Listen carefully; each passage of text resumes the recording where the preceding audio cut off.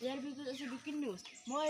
election মই খাইছোঁ ৰকিবুল হুছেইন মোৰ পৰা ভোট নি চুৰ কৰি লৈ আহিছে ইয়াৰ পৰা মোক ৰকিবুল হুছেইন কৈ আছে যে মই এইবাৰ বোলে ফেল কৰিম আপোনালোকক মই ইলেকশ্যন মই হাৰিলে মই জিতিলে মই 4 লাখ টকা মই সম্পৰ পৰা মই আপোনালোকক মই পুৰস্কাৰ দিম গতিকে ইয়াৰ পৰা আপোনালোক বিজেপিৰ পৰা ভোট দিব আৰু মই এইবাৰ কৈ আছোঁ মই ইলেকশ্যন মই পাছ কৰি হিমন্ত মামা আহিব আপোনালোক শিঙিমাৰি পৰা এটা দুৰ্ঘটনা হ'ব নালাগে মই কৈ আছোঁ যে স্কুল ছাত্ৰৰ পৰা মই আপোনালোকক 4 লাখ টকা মই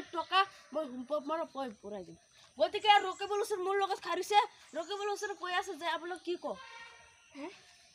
কম হয় ৰকিবুলে মাৰপিট কৰিব আহিছিল কিয় কিয় বুট নিবলৈ ইয়াত ৰকিবুল কৈ আছে যে আপোনালোক এটা বোলে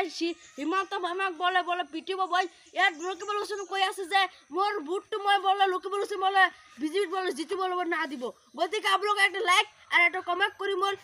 জানাব কিয় ৰকিবুল হুছেইন এইটো কিয় কৈছে আৰু মোৰ এইটো অন্যায় মই লাগিব